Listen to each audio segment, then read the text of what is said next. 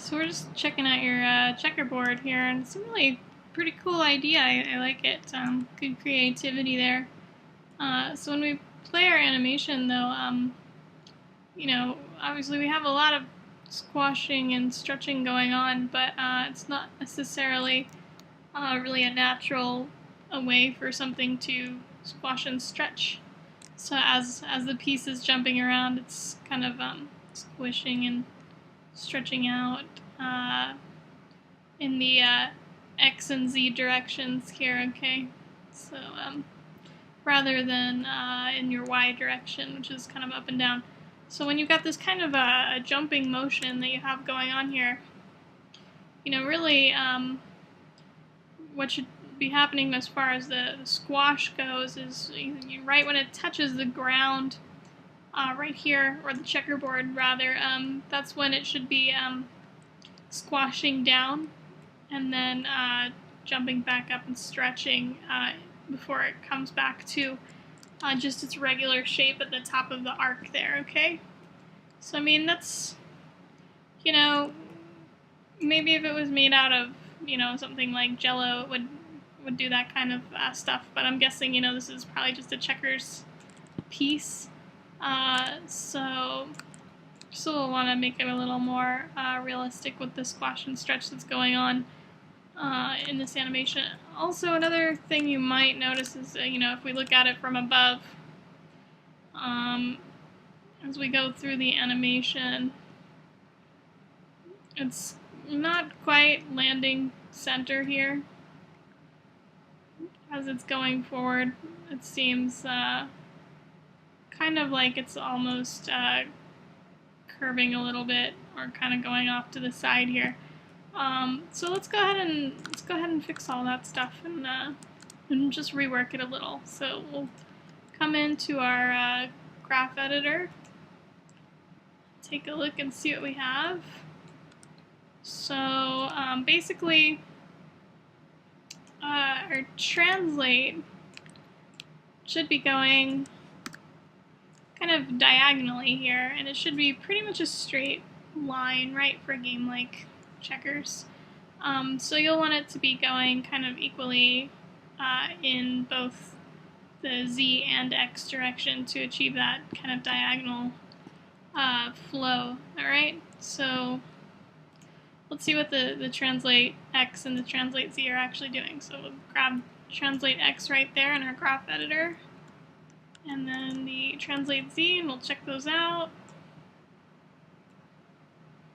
So here they are. Just going to zoom out a little bit so we can see them. So we can see, and it might help if I just go ahead and pull this in. The way that I'm doing that is Command Shift and then right mouse click and drag. If you're using a PC, it should work the same with Control Shift, right mouse click and drag, so that we can kind of, condense this a little, and sometimes it's easier to see the curves that way. So basically, we kind of determined that it should be going, pretty much an equal rate of speed as it's going along here, right? And should be kind of going in a straight line as well. So right now what we have is kind of some fluctuations in speed here.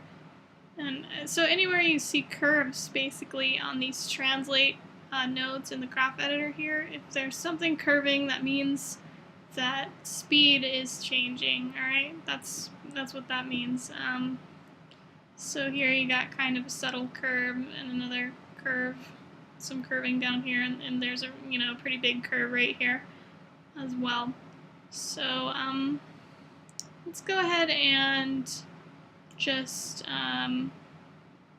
let's get rid of all these little guys in between, in an attempt to kind of straighten out that path a little bit. I'm just grabbing all of those little verts, if you will, right in the middle here, and just leaving the ones on the end. I'm just going to go ahead and delete those, so I just hit Command X to delete them. So now we have, this looks really nice and straight, and this looks really wobbly. So let's straighten that out as well. We'll just grab both ends of this. And there's actually a little button up here. And what it's called linear tangents. And what it'll do is it'll just take whatever you have selected and snap it to a perfectly straight line, okay? So we can just click on that guy, and now we've got this perfect straight line here. So, yeah, let's see how it's looking now, okay? So you can see where that has kind of stopped, kind of curving around, and is just going in a very straight sort of line, which is good, nice and clean. So the other thing, obviously, that we need to address is kind of the jello-like squishing and stretching as it's jumping along, all right? So that's obviously happening in our scale, all right? It's our scale X and our scale Z. So I'll just grab those two so we can kind of look at them. So, you know, obviously scale Z is all over the board here. It's just up and down and up and down and up and down. So, you know, we don't want anything like that.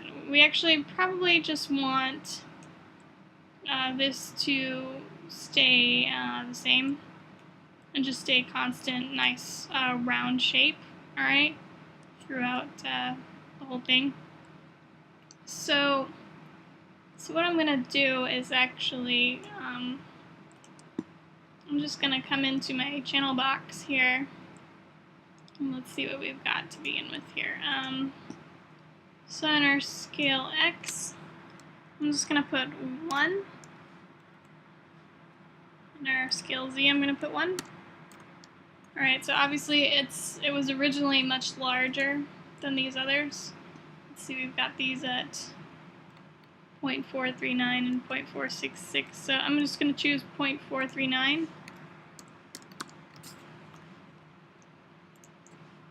0.439 in scale X and scale Z, and that should make it nice and perfectly round and about the same size as these others here, okay? So it's kind of like a similarly sized little chess piece. And once I've done that, I'm going to go ahead and grab these two and make sure I right-click and I come up to key selected, okay? I'm just going to key those. Because obviously these are, you know, already keyed at a different size, so I want to make sure that I key them when I change them, because otherwise as soon as I move my slider, they'll revert back to what I had before, okay? So let's take a look in our graph editor again and see what we're working with. Here we go. Scale X and scale Z. Alright, so I know that now, you know, at least on this very first frame, I have the scale where I want it to be, right? So I actually don't want it to change at all, the scale X or the scale Z. I just want it to keep it nice and round. So I'm going to go ahead and get rid of all of those guys. Okay, just like that. You know what, I can actually probably get rid of these too. And so you can see it's no longer keyed, but it doesn't change anywhere either. It's just kind of locked there, constant, right? So it's nice and round, pretty normal looking now from above, okay? So then, you know, the only other thing that's left to do really is to come in and add some squash and stretch in the Y direction here as it's hitting the ground, okay? So let's go ahead and I'm just going to bring that up just a smidge so it's not quite hooking through the bottom there. Alright. And I'll make sure to key that. So let's take a look at what's going on in our translate Y and our scale Y, okay? Because that's where all of our animation is going to be happening, alright? Oops. So it looks like the scale Y, which is, you know, it's a little confusing because these lines are both green, but the scale Y is just this constant flat line that we've got going on here, okay? So because it's completely flat right now, I'm just going to go ahead and get rid of the ones that are, hanging out in the middle here, because they're not actually doing any changes or anything like that, so there's no reason for them to be there even at this point. Okay, so I'm looking at the translate Y. We can see we kind of got this little dip down and then up, down, up and down as our little token is bouncing. Okay, so just you can see it played out. It looks pretty much like it does right on screen there. So this this light gray line that you see here is actually 0. If you look on the side of your graph here, that's going to be 0. Okay, and that basically that's where your plane is sitting right now. It's sitting right on 0.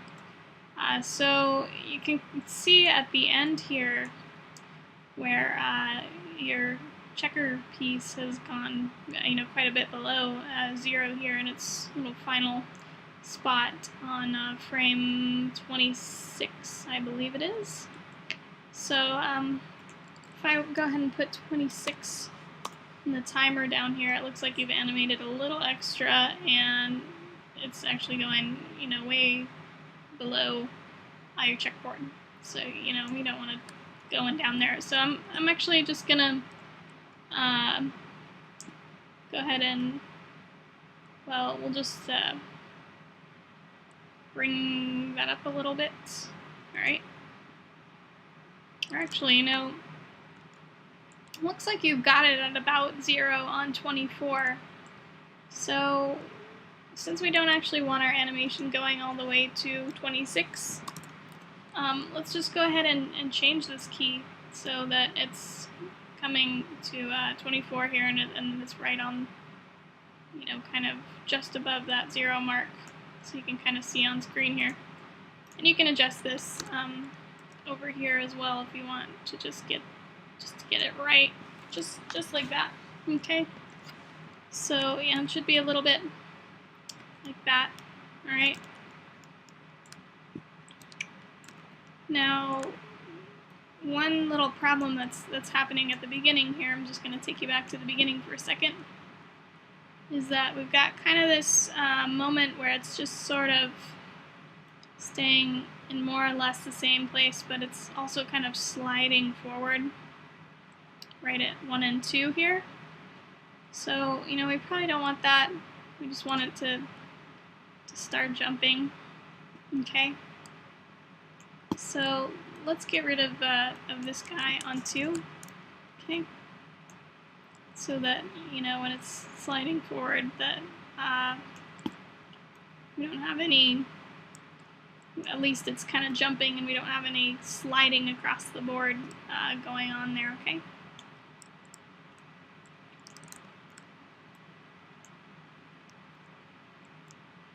Alright, and so when it comes to the middle here, that's kind of a nice little rotation that you've added there. That looks nice.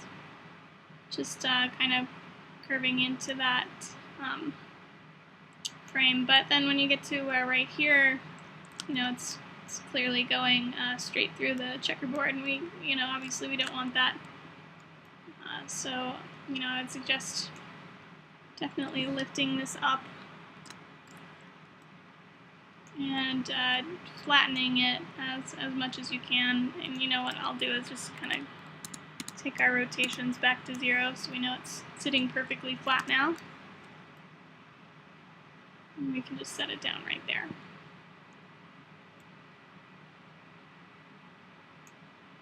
And we'll just grab the rotates that we changed and key them. And also the translate in Y and key that as well.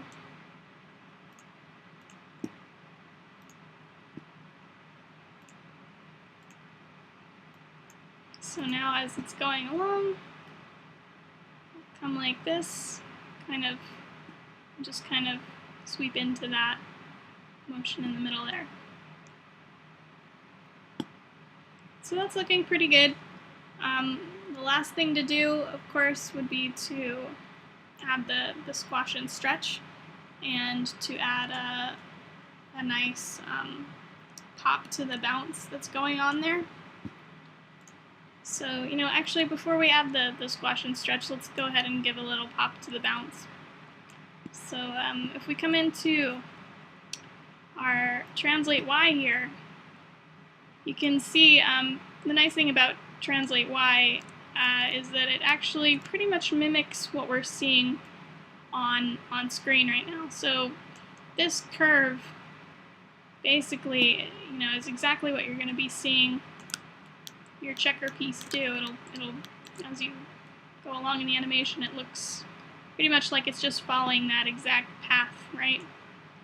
So instead of kind of slowly going up and then curving and then, slowing down right here and doing this kind of smooth arc thing, really for a bounce, it's going to be more like a quick up and then down, and then it's going to suddenly reverse directions rather than kind of curving in and out. Okay? So how we can kind of emulate that is to grab one of these little guys at the bottom of the arc, okay? And we just hit this little button right up here called Break Tangents, alright? And what that's going to do is it's going to allow us to manipulate both sides of a curve separately from each other. So I can grab this little handle, for instance, and I can adjust it just like that. Right, so it's got kind of instead of slowly curving out and then up, it's just kind of going straight into that top curve. So it's really important you get to someplace like right here.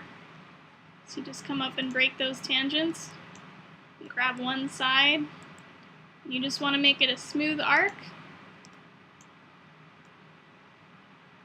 And on the other side as well. Be careful not to overdo it too much, but you should see something kind of like this where it's bouncing and then comes to the ground here and then suddenly just bounces back up. We'll want to do that here as well, where we just adjust that, right? And that's going to add a lot more pop to that bounce motion. It's going to make it seem like it's really bouncing. Okay.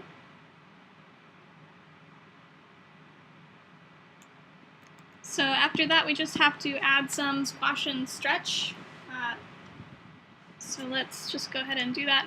Your squash and stretch is going to be in your scale Y, which right now, if you remember, we have, pretty much nothing going on there. It's just staying the same the whole way through.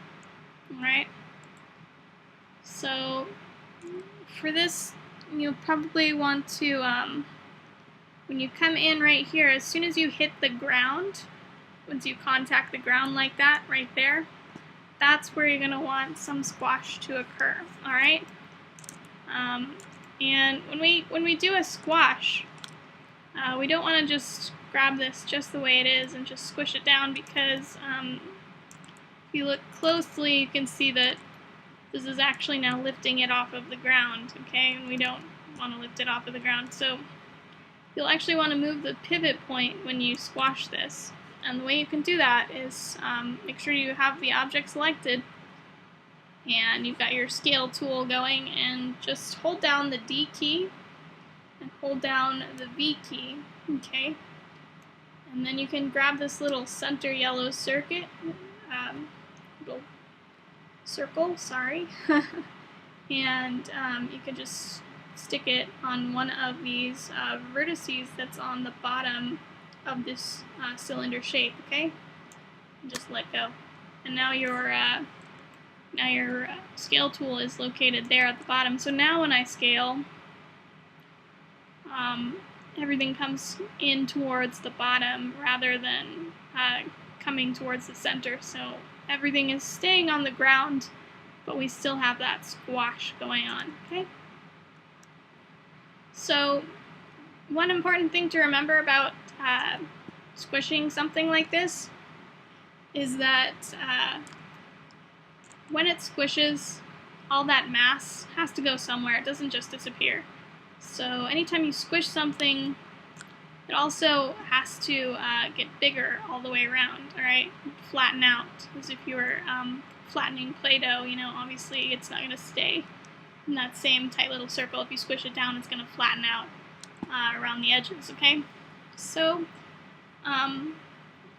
you'll want to actually move your scale tool back to the center for this when you move it out like that, alright? So the best way to do this would be to move it to the center on the bottom, alright? So that we're not accidentally scaling it in the Y direction too much, alright? So we'll just, again, D and V, hold those down, and then just click and drag right to this center point right here. And we'll just scale it in all directions a little bit. Don't get too crazy with it. And once we've done that, just go ahead and key that.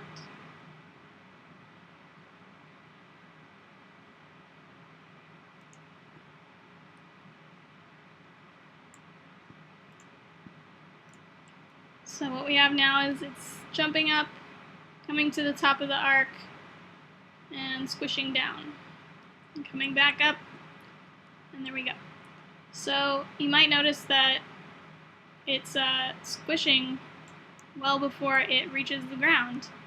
And you know, obviously it's not going to squish down until it actually touches the ground, so we'll have to address that.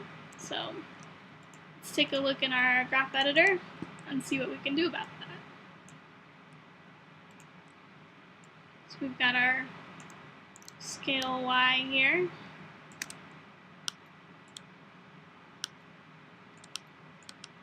And it's just squishing just way early because it's coming in and just squishing down and then coming back up in a nice arc. So for something like that, when we want it to just kind of immediately squish and not be squished before, we can do something called stepped. Alright, so we could just grab these two guys right here, and it's going to be this one right here, step tangents, okay?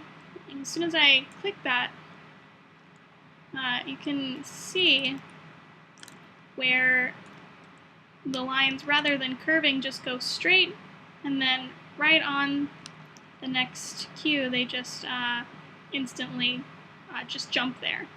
So when we take a look at that now, everything's staying fine, and then it squishes once it gets to the bottom and not before, okay? And the problem that we have is when we did that, the other side of the squish part is staying in that stepped mode as well, so it's not changing until it gets to here. Alright, so we have to adjust that as well. We may need to grab both of those at once to make sure we're not grabbing that first one. And use, here we go, spline, alright, just like that. And so now what we have happening is kind of a gentle curving back to its original shape. Now, we actually want this to reach its original shape by the time it reaches the top of this arc, which is right here, okay? And not just when it gets back down to the bottom. So by the time that it's up at the top of this arc, there's no more pressure on the object. It should be back at its original shape at this point, okay? So what we can do is if we take a look at where our scale Y originally was, which is 0.109, alright? That's just our regular Y shape. Then we know that by the time it gets to the top of this arc right here, it should be back to 0.109, right? Just like that. Should look just like it normally was. And we can just go ahead and key that. So, okay, now what we've got is we've got it just squishing down all of a sudden, coming back up to its original shape, and then falling down again. Now, to add even more extra pop to this, you can actually also stretch this as it's coming in to the bottom here, okay? So we'll just, and also as it's coming out right here. So about here, in between the point where it hits the ground and the point where it's at the top of its arc, you can actually stretch it to give a feeling of extra momentum. So stretching, obviously we're just going to do kind of the opposite thing of what we did when we were squishing it. So we're going to, at this point, pull it in a little bit smaller than it would normally be, and stretch it out so that it's a little taller than it would normally be, all right? Something like that. And then we can just go ahead and key that.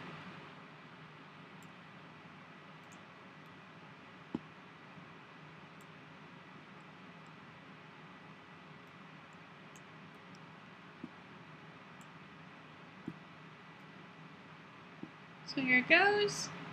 Squish, stretch. I'll back up a little more so you can see it a little better. And we'll squash, stretch out, and then at the top of the arc return to its normal shape. Okay?